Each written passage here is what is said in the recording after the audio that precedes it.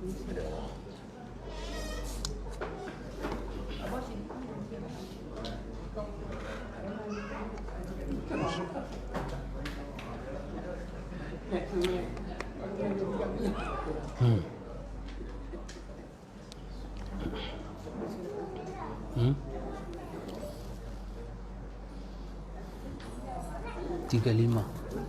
lima.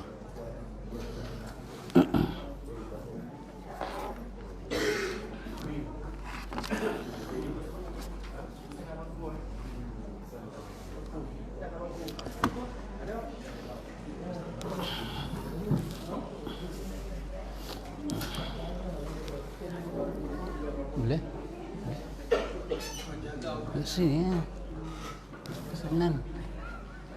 Kesanan dah ke sini. Tepi. Ke tepi. Dekat tepi ya. Ke sini ya.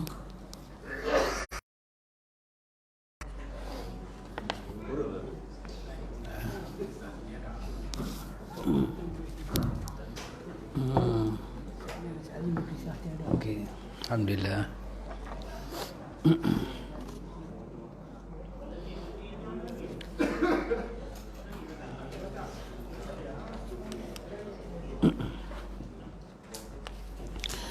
Bismillahirrahmanirrahim. Alhamdulillah. Allah biha anta khairu man zakkaha anta waliyuha wa maulaha. Amma ba'du. Ikhwatul iman, ikhwatu fid din, a'azakumullah wa uhibbukum fillah. Alhamdulillah, summa alhamdulillah. Alhamdulillah ikhwan, dengan daripada Ar-Raufur Rahim, daripada Al-Alim, daripada Al-Fattah, kita boleh sambung majlis ta'lim kita.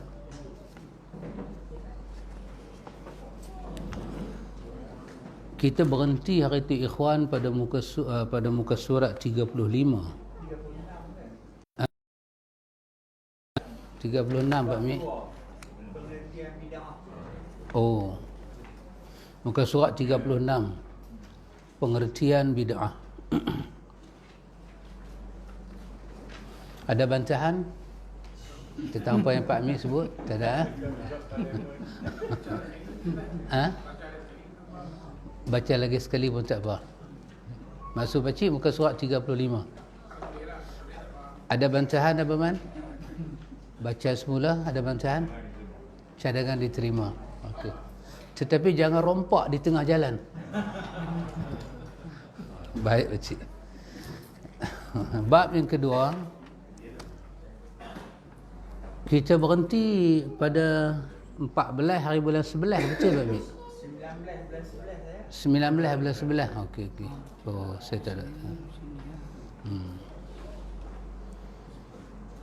Iaitu bab yang kedua mengenai tentang mengenal bid'ah dan ahli bid'ah. Mengenal bid'ah dan ahli bid'ah.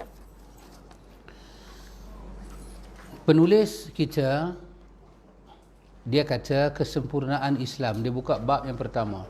Ini satu perkara yang kita perlu tahu ikhwan. Para ulama kita, sama ada ulama Islam ataupun kemudian, apabila mereka tulis bab bid'ah, mereka akan masukkan di bawah bab kesempurnaan Islam.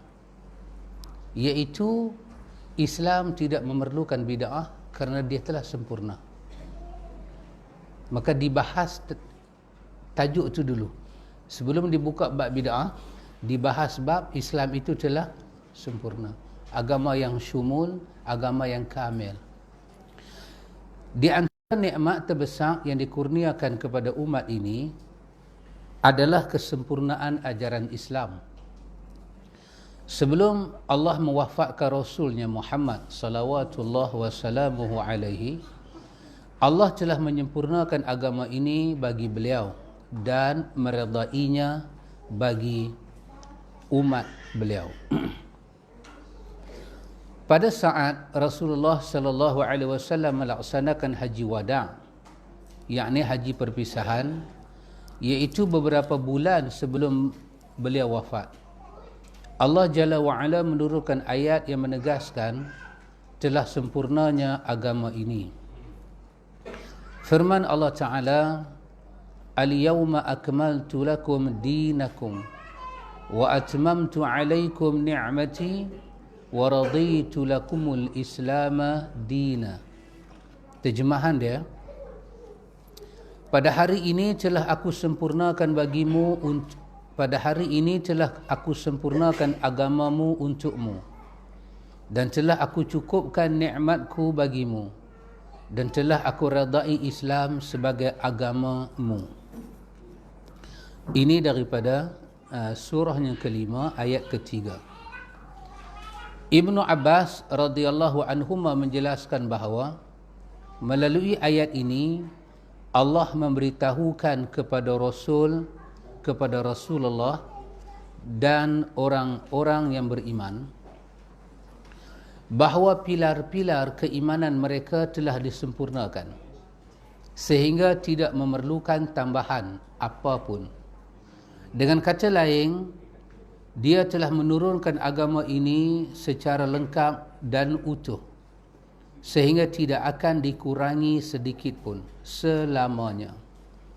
Dan dia telah meredai agama ini sehingga tidak akan dimurkai sedikit pun selamanya.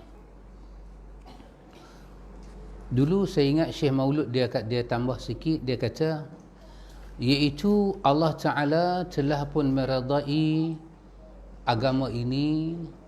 Bukan saja Allah Ta'ala redha agama ini, bahkan Allah Ta'ala telah meredai segala sarana-sarana yang ada dalam agama ini untuk dipakai dalam taqarrub diri kepadanya.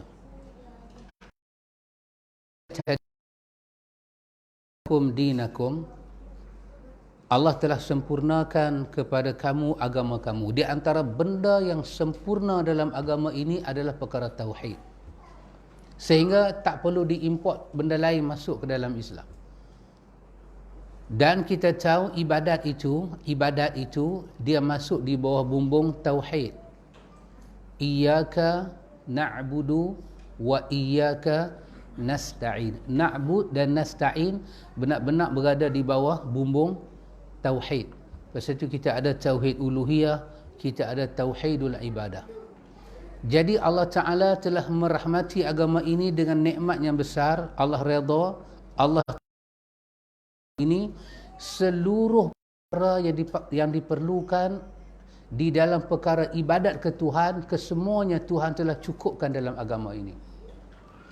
Cara beribadat, bila nak ibadat, masa ibadat, tempat ibadat, kondisi, situasi, jumlah ibadat, kesemuanya telah sempurna dengan Allah lantik Muhammad sebagai Rasul utusan Allah.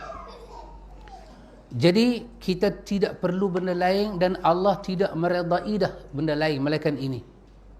Melainkan ini. Apa saja yang datang dari Muhammad, semuanya diredai oleh Allah.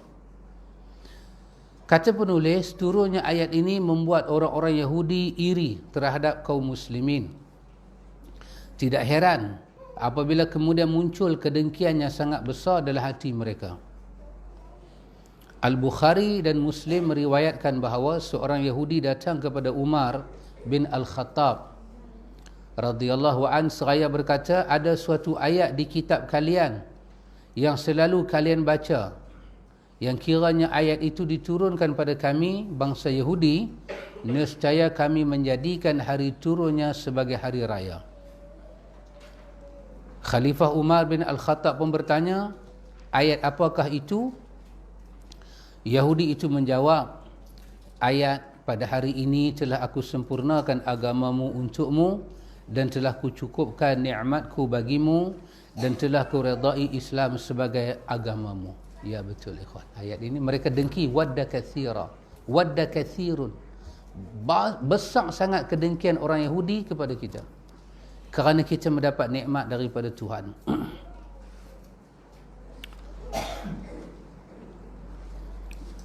Itu sebagai ulang kaji mengambil cadangan daripada Pak Cik Nazri tadi sebagai ulang kaji.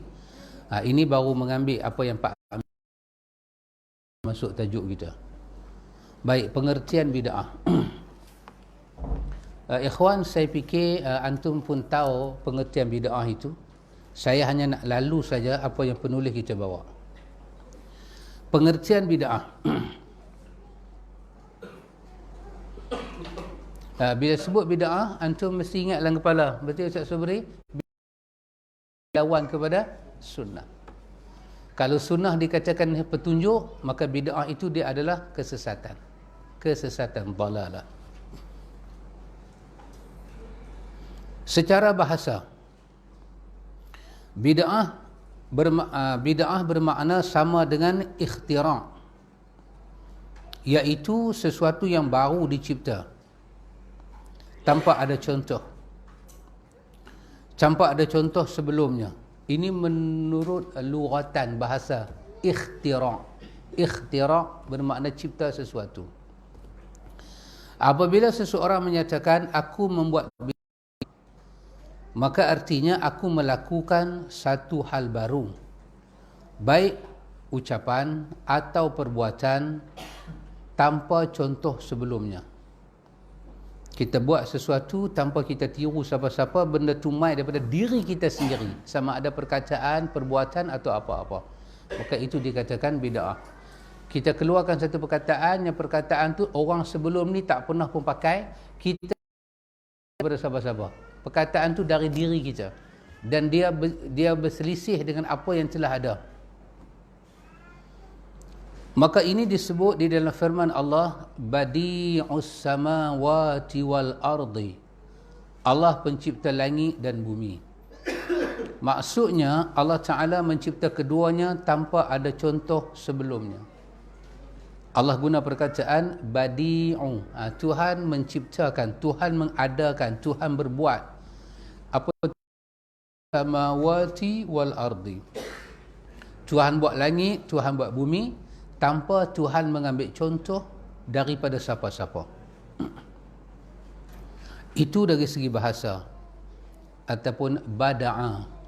Itu dia punya masdar dia, bada'a. Benda sesuatu yang telah dibuat. Baik, kita tengok. Sekali kita cuba ambil faham kenapa kita tak boleh pakai bid'ah ni. Baik, adapun pengertian bid'ah menurut syariat adalah sebagaimana dikatakan oleh Imam Syatibi rahimahullahu ta'ala, bid'ah adalah cara baru yang sengaja dibuat-buat dalam menjalankan sehingga menyelisih syariat yang sudah ditetapkan dengan maksud berlebih-lebihan dalam beribadat kepada Allah. Ini perkataan Imam Syatibi. Allah Ta'ala yang maha mengetahui.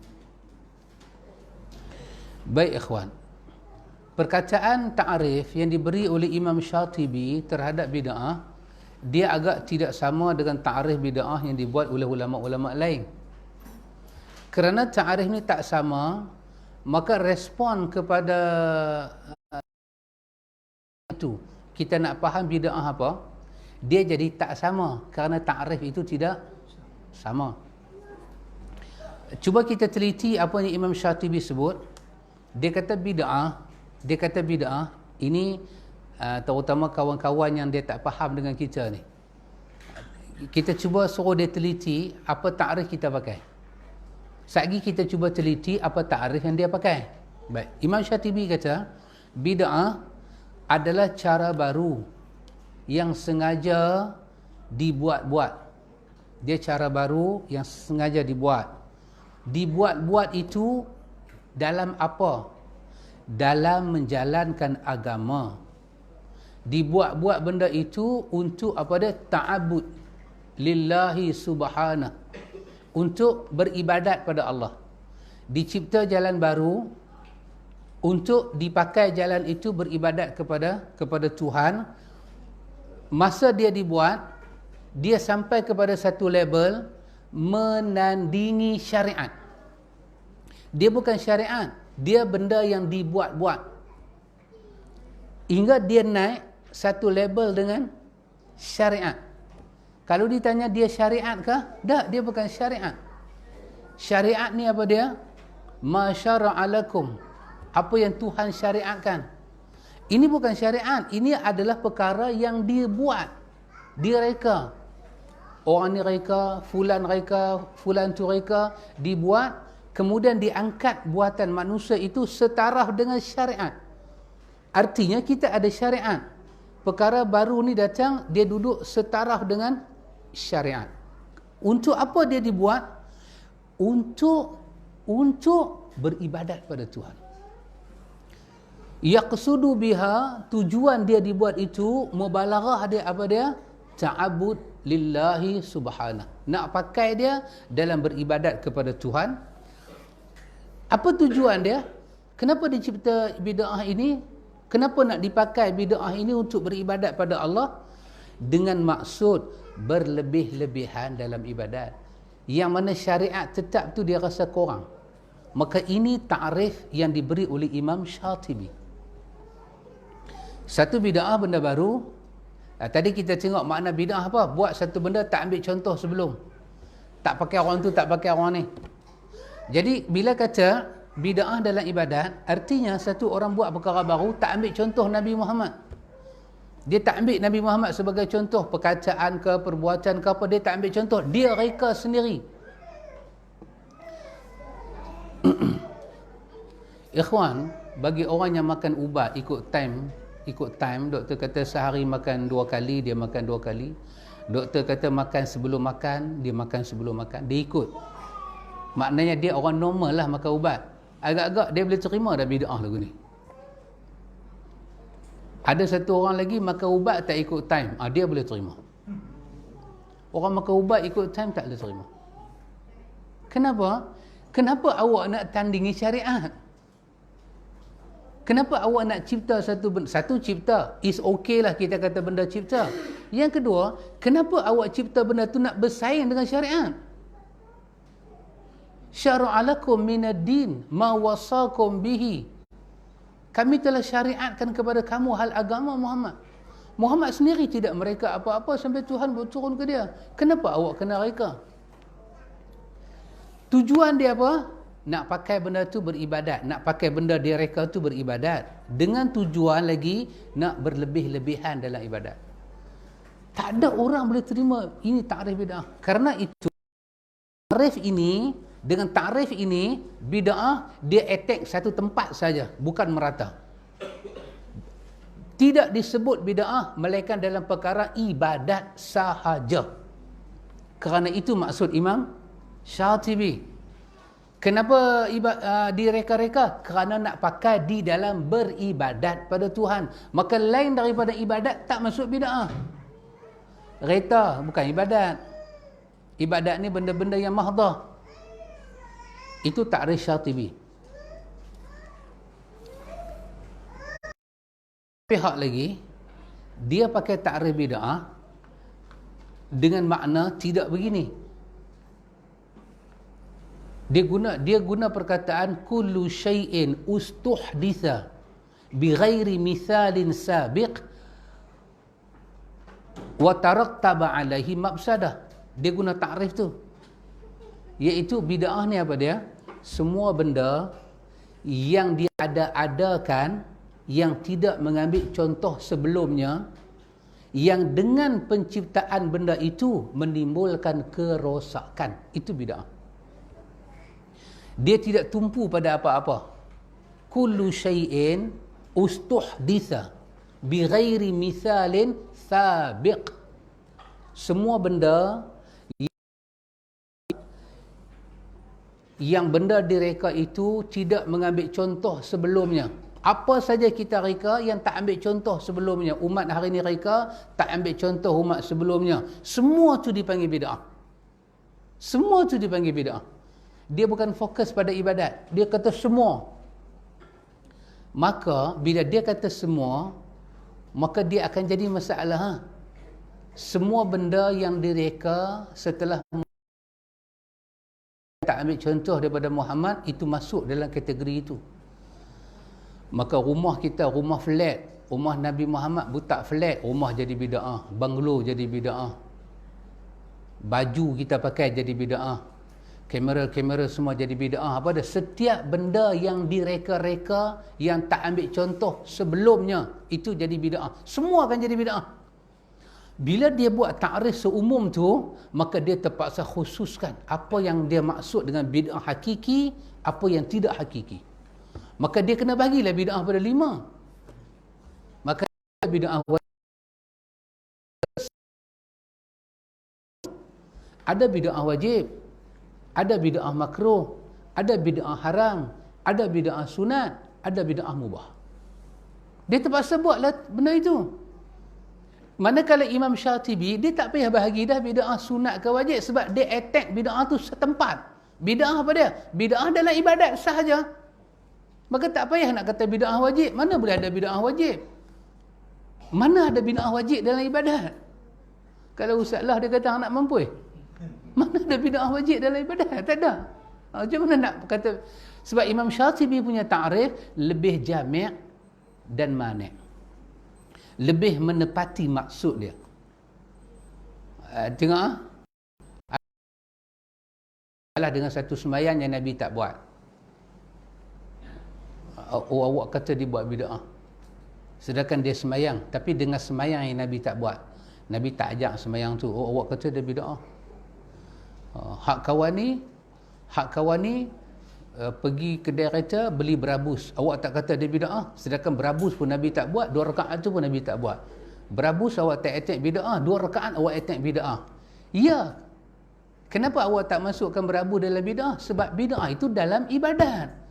Jalan yang dipakai untuk mendekat diri pada Allah Ta'ala. Itu nama dia bid'ah. Kenapa kawan tadi berabus pun dia masuk dalam bid'ah? Sebab dia punya ta'rif, bid'ah itu semua benda baru yang ada, yang tidak diambil contoh sebelumnya. Apa saja benda baru, dulu kereta tak ada, dulu pakai unta, lah pakai kereta, maka kereta jadi bid'ah. Jadi sekarang ni kereta tu bid'ah apa? Dari segi bahasa dia masuk bid'ah, tapi bid'ah apa? Dia jadi bid'ah yang mubah, dia jadi bid'ah yang baik. Kadang-kadang dia boleh jadi bid'ah yang wajib. Sebab ta'rif yang dia pakai itu ta'rif. Manakala Imam Syatibi, dia pakai ta'rif yang sangat spesifik. Sahabat Rashid boleh nampak apa yang saya nampak? Kan saya nampak seorang-seorang. Ustaz Samsul, apa yang boleh? Wow. Fantastik. Berapa ha nak bagi? 5 ha. Sudah syah. Hanya di dalam ibadat sahaja. Subhanallah. Alhamdulillah. Pak Mit, boleh ke Pak Mit? Nanti orang tanya Pak Mit. Pak Mit bagi sikit. Yang kata bid'ah ni di dalam ibadat saja. Ya. Kalau bab ke dunia ni, buatlah apa pun. Ya. Tak ada bid'ah. Wow. Macam apa? Dia pun baru, dia ni pun baru di mereka. Ya. Tapi kalau masuk dalam bab agama, itu dinamakan bid'ah. Ya. Kalau dunia tak ada apa. Ya. Macam Alhamdulillah. Ustaz bercerita lah, Al-Fajir kata, Rasulullah naik unta, kita ini hari naik kapal terbang. Mana nak sama? Ya. Ini dunia. Ya. Kalau Alhamdulillah. ibadat kita kena ikut Rasulullah. Oh. Ya. Boleh? Boleh. Berapa ha nak bagi? 6 ha. 6 ha. Lebih satu. Alhamdulillah. Baik. Jadi ikhwan, bila orang tu kata adanya bid'ah hasanah, bila dia kata bid'ah tu ada dhalalah, ada hasanah, terus kita faham satu benda, ta'rif dia. Kita kata baik, sekarang ni antara dua benda ni kita kata yang manakah lebih tepat? Dengan ta'rif yang kita pakai Syatibi buat, kita kata tak ada bid'ah hasanah, bid'ah cuma satu saja. Kita boleh mereka-reka ibadat. Tak boleh, tak mungkin, tak mungkin. Tapi dengan ta'rif yang kawan-kawan kita pakai, dia luas. Dia ada bid'ah wajib, bid'ah tu bid'ah ni, sebab ta'rif dia. Antara dua ta'rif ni, kita kata ta'rif manakah yang lebih tepat berdasarkan dalil-dalil yang ada. Nabi kata berhati-hati kamu dengan benda muhdatsatil umur, benda-benda yang baru-baru direka lepas wafat aku. Hati-hati kamu dengan bid'ah, kerana bid'ah itu kesemuanya adalah sesat. Maka kita kata dalil-dalil yang dihimpunkan, ta'rif Imam Syatibi inilah agak tepat, jelas. Tapi kita tak boleh paksa orang pakai ta'rif ni. Nak paksa orang tak boleh. Sebab agama ni selama-lama tidak ada paksaan. Ini satu agama yang besar, agama yang agung. Dia guna kaedah qad tabayyana rusydu minal ghayyi. Ada penjelasan antara rusyd dan ghayy. Hidayah semuanya telah qad tabayyana lahu. Qad tabayyana, diberi penjelasan. Maka agama ni nak kita buat keputusan dengan pengetahuan dan redha. La ikraha fid din. Tak boleh paksa orang faham macam kita. Bagi tahu saja. Bila selama-lamanya orang tanya pada kita bid'ah hasanah, kita kata tak ada. Imam Malik faham macam ni. Sebelum Imam Syatibi datang Imam Malik. Imam Malik faham macam ni. Dan imam-imam sebelumnya semua faham macam ni. Pasal tu Imam Malik menyatakan, dan juga diriwayatkan oleh Syatibi dalam buku dia Al-I'tisam. Imam Malik kata, man ibtada'a fil islami bid'atan yaraha hasanatan. Siapa yang buat satu bid'ah dalam Islam, yaraha hasanatan, dia lihat benda tu baik. Faqad za'ama, dia sedar dia tak sedar, dengan dia pandang bid'ah tu baik, faqad za'ama, dia telah pun mendakwa anna Muhammadan khana risalah, Muhammad itu pengkhianat dalam menyampaikan risalah. Dan Imam Malik baca ayat yang kita baca tadi, al-yawma akmaltu lakum dinakum. Kenapa Imam Malik cakap demikian? Kerana dia faham bid'ah itu dalam ibadat sahaja, bukan dalam makan, minum, pakaian, rumah.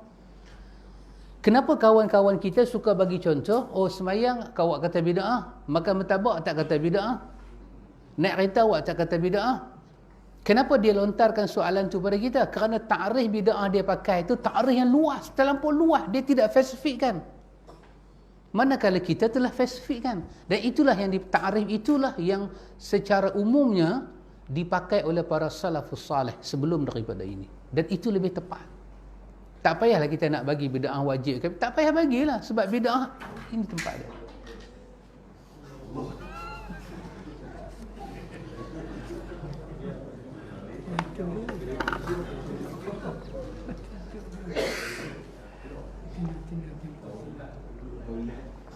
Okay. Tak apa, kita bagi masa tempoh bertenang. Boleh.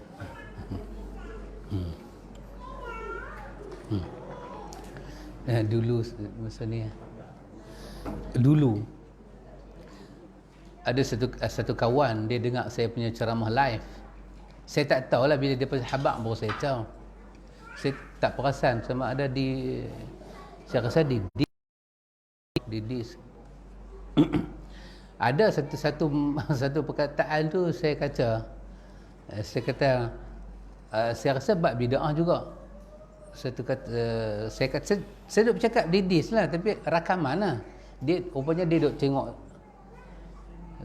live sana, dia tengok. Saya kata apa saja benda Nabi tak buat, kita jangan buat. Kita belajar asuh diri kita. Apa saja ibadat Nabi tak buat, kita jangan buat, asuh diri kita. Kenapa? Saya kata kerana di dalam Ar-Risalah ni, kepunyaan Imam Syafi'i ni ada ungkapan. Imam Syafi'i kata Muhammad itu manusia paling suci. Kan? Jadi bila satu benda orang paling suci tak buat, kenapa kita nak buat? Yang kedua, dengan kita tak buat seperti Nabi tak buat, itulah bentuk ittiba'. Itulah bentuk makna mengikuti.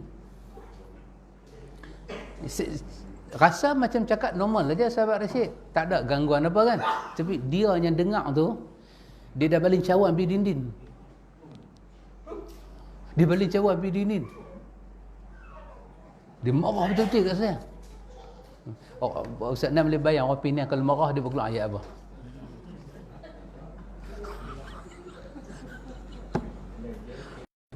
Agak-agak ayat apa dia berkeluar?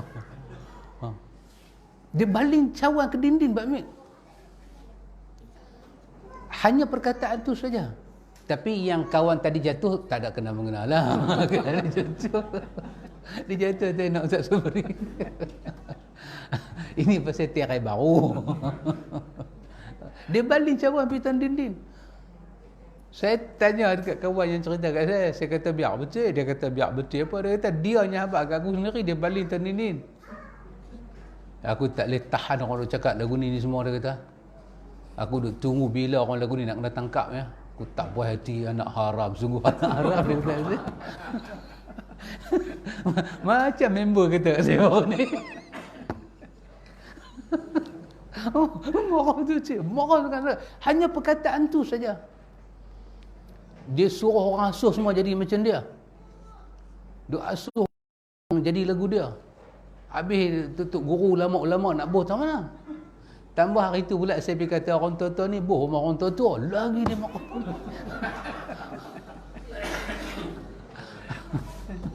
Subhanallah. Cecahlah apa yang perlu dimarahkan. Alhamdulillah lah saya tak ada depan dia. Kalau saya ada tak tahu sana. Masuk KPJ pula.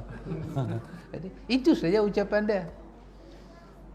Tetapi ada orang boleh tersinggung. Pam kata cawan kaca pitan dinding kecai.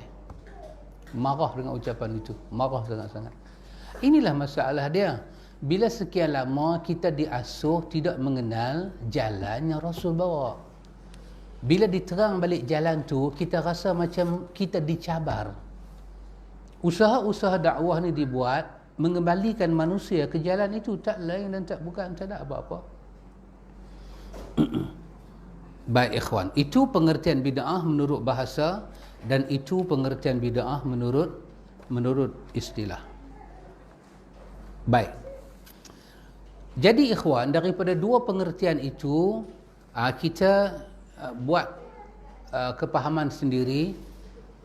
Kita nak belajar bid'ah. Bid'ah ini, bid'ah yang kita tak mau terlibat adalah bid'ah dari segi istilah Imam Syatibi bagi tadi. Dan kita cuba belajar faham kenapa kawan-kawan kita kata ada bid'ah hasanah. Kita cuba faham dia. Kita cuba nak tangkap hujah dia. Alhamdulillah. Bila kita boleh tangkap hujah dia, kita cuba faham dia, kita akan kena emosi yang terjaga. Kita tak marah ke dia sebab kita nampak hujah dia bita'ala. Dan kita boleh bagi pandangan dia. Kata Imam Ibn Salah dalam muqaddimah dia, Ulumul Hadis, ada perkataan yang besar diungkap oleh Imam Ibn Salah. Imam Ibn Salah kata, ilmu hadis ini adalah ilmu yang paling afdal. Dalam senarai ilmu ni, ilmu hadis ni adalah ilmu yang paling afdal. Satu. Yang kedua, ilmu yang paling funun, ilmu pelajaran yang paling bagi manfaat kepada kita. Ilmu hadis. Besar fadilat dia dan manfaat dia pun besar. 2. 3. Imam Syatibi kata, ilmu hadis ni adalah ilmu yang membawa orang-orang berilmu kepada kematangan ilmu. Selagi manusia tak belajar ilmu hadis, dia tak teroka, dia tak sampai kepada level kematangan ilmu. Lepas tu Imam Syatibi, Imam Ibn Salah, dia guna perkataan apa? Dia kata wala yakrahu, dan tidak ada manusia yang tak suka dengan ilmu ni, melainkan dia orang yang bodoh dan selekeh. Akai dia, pemikiran dia. Sangat dahsyat perkataan Imam Ibn Salah dalam muqaddimah Ulumul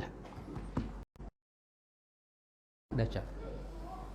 Jadi kita ilmu hadis ni, kita belajar sunnah, dia selalu bagi peluang kepada diri kita sendiri. Dengar pihak lain kata apa, dengar hujah orang, jangan tolak lagi hujah orang, dengar apa dia nak kata. Hatta bila orang kata ada Tuhan selain daripada Allah, Allah suruh Nabi Muhammad dengar apa yang dia nak maksudkan dengan perkataan tu. Dengar. Dan ilmu yang paling tenang emosi dia, ilmu hadis. Pembawa ilmu hadis ni, kekasih Allah ni, salawatullah wassalamuhu alaihi ni, ketika dia bawa sunnah, dia dituduh gila, dia dituduh sihir, dia dituduh apa lagi, sesat, dia dituduh sesat, dia dituduh apa lagi, pecah belah umat. Tapi dia tu tenang. Cuba antum ambil kalimah-kalimah ni, kata dekat orang hari ni, kalimah tu apa akan jadi? Bukan orang lah, orang kata kat kita, kata sesat, ui, rasa macam gatai muka nak garung, sesat. Pembawa sunnah ni dituduh macam-macam. Last sekali dia dibuat apa? Diusahakan dalam surah Al-Anfal, kata depa usahakan keluarkan dia daripada bumi dia. Dengan tenang dia berhijrah, dengan tenang. Walaupun peristiwa hijrah tu kita tahu getir dia lagu mana, ya. Uqbah datang, kata dekat dia dalam sirah, dekat dia, apa yang Muhammad nak dengan dakwah-dakwah ni?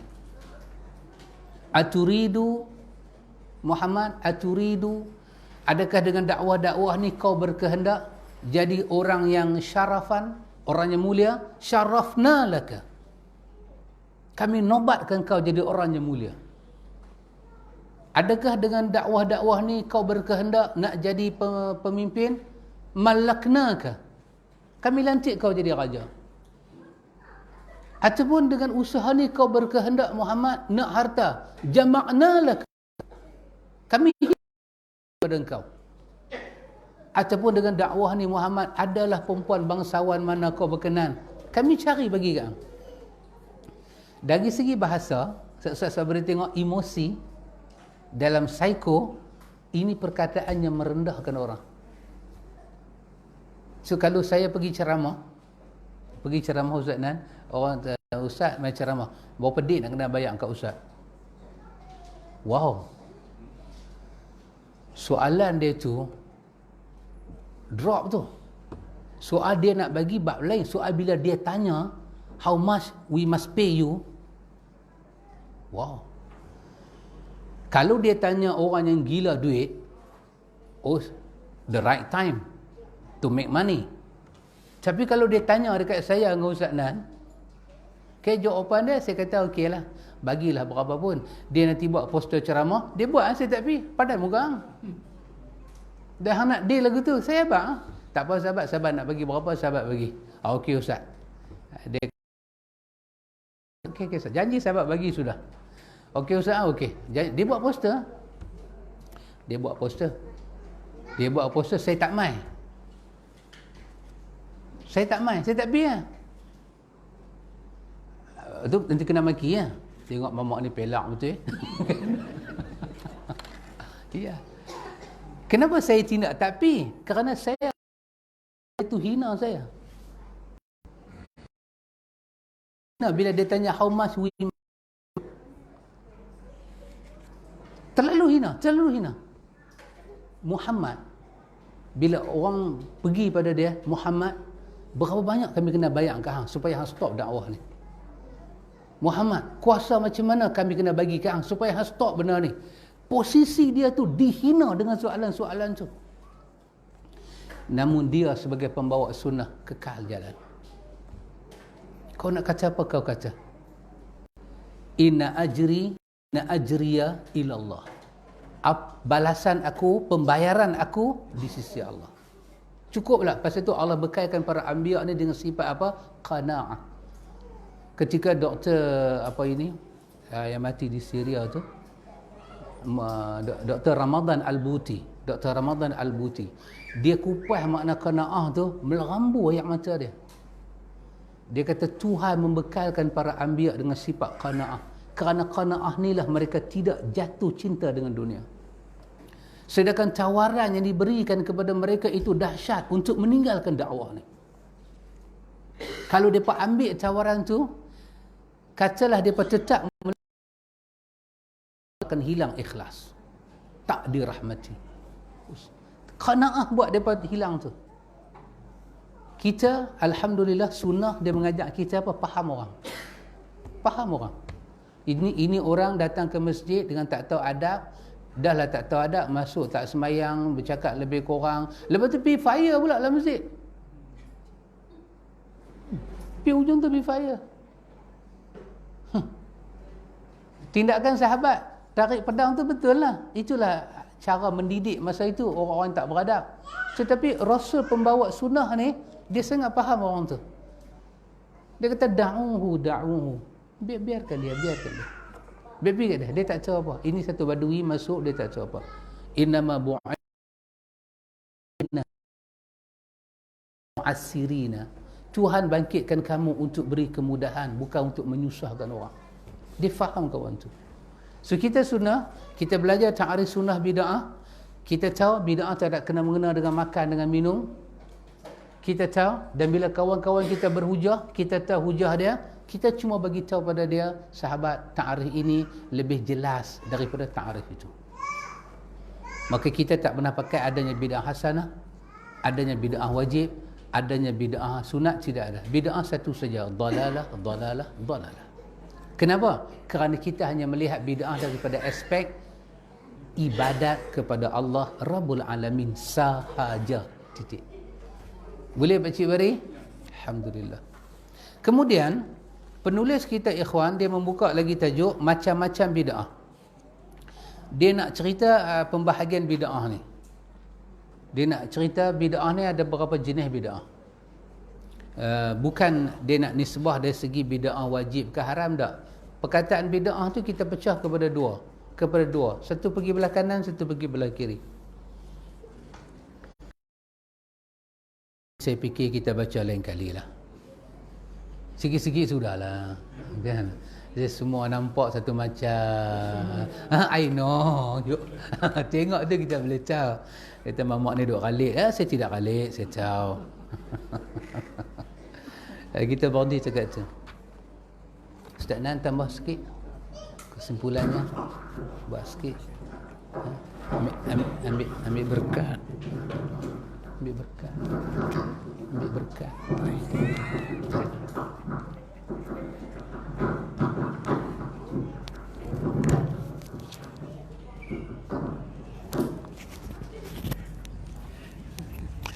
Assalamualaikum warahmatullahi wabarakatuh. Al-Fatihah suruh bagi tambahan sikit insya-Allah.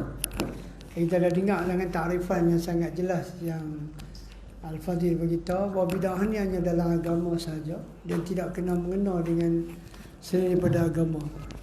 Sebab tu Nabi kata hampa lebih tahu tentang urusan agama dunia hamba. Ya, kita lebih tahu. Nabi kata wa iza martum min dini faquduhu, tapi bila mai tentang agama Nabi kata faquduhu, maka kena ambil pada nafas. Kudu ani manasikaku, ambil haji daripada aku. Semua bukan bab dunia tu semua bab agama. Yang semua bab agama. Kata sallu kama ra'aitumuni usolli, semayanglah macam apa tengok aku semayang. Ini semua kena dengan agama, tak ada kena mengena dengan dunia.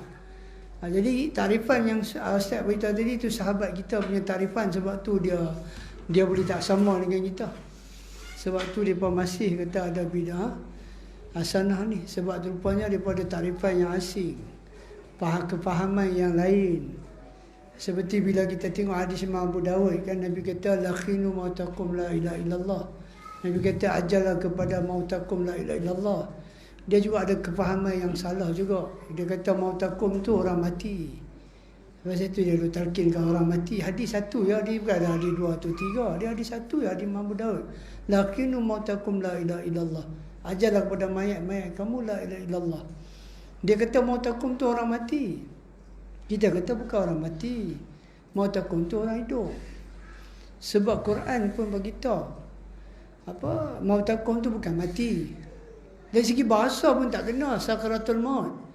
Sakra al-maut. Sakra ni mabuk, nak mati. Mati dah ke? Tak mati. Akhir kalami la ilallah dakhala jannah. Siapa akhir kalam dia? La ilallah wajib syurga. Jadi bukan orang nak mati. Mana dia dapat ucap la ilallah masa hidup. Itulah maksud mautakum. Ajallah orang nak mati, bukan mati. Sebab tu Quran sebut ya allazina amanu la tulhikum amwalukum wala auladukum an zikrillah wa may ya'mal dzalika fa ulaika humul khasirun wa anfiqu mimma razaqnakum min qabli an ya'tiya ahadakumul maut. Nampak? Allah Ta'ala kata nafkahkanlah apa yang kami bagi ke hamba qabla an ya'tiyakumul maut, sebelum datang kematian kepada kamu. Nampak? Sebelum mati, sebelum dah nak mati baru nak kata bagilah masa pada aku fa asaddaqa wa aku minas salihin, aku nak sedekah, aku nak jadi orang soleh. Salah faham tuan-tuan, salah faham makna. Ini pun satu masalah juga. Bila kita cuba salah faham tentang takrifan, maka kita akan jadi masalah kefahaman kita. Macam tu, macam tadi Ustaz kata, daripada takrifan tu kalau tak betul, jadi tak betul lah. Macam tu, jadi saya beri contoh tadi. Jadi takrifan ni pun memegang peranan yang sangat penting jugalah. Sebab tu para ulama kita bila dia menyampaikan sunnah, dia pasti akan beritahu takrifan daripada segi bahasa, daripada segi istilah, supaya kita tahu. Ada orang dia faham daripada segi bahasa, seperti as-salah. Segi bahasa doa. Sebab tu dia tak mau sembahyang. Sebab dia kata as-salah ni doa.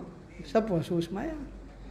Kudu, dia kata kudu amwalahum bisadaqah inna salataka sakuna lahum. Ambillah harta mereka, ambillah zakat daripada mereka. Dan Quran kata inna salataka sakuna lahum, sesungguhnya salat engkau memberi ketenangan pada mereka. Surah Al-Taubah. Apa maksud salah di situ? Dia kata salah di situ bukan sembahyang. Ambil zakat, dari sunnah orang beri zakat, kita doa daripada ayat Al-Taubah itulah. Sakana lahum, sesungguhnya solat engkau memberi ketenangan pada mereka. Jadi dia kata solat di situ apa? Dia guna takrifan daripada segi bahasa. Silap tuan-tuan. Nampak? Di takrifan ni sangat penting. Dia kata solat di situ doa. Doa engkau Muhammad memberi tenang pada mereka, bukan sembahyang. Tengok tuan. Ni takrifan yang dia salah. Dia salah faham tentang takrifan solat tu apa dia. Abdul Qadir Jawaz, dia letak dalam kitab dia sifat solat dia. Jadi saya serah balik kepada Al-Fadhil, kita punya mufti. Jadi saya kata tak ada apa, kita tutup dengan tasbih kepada insya-Allah. Subhanakallahumma wa bihamdika asyhadu an la ilaha illa anta astaghfiruka wa atubu ilaik.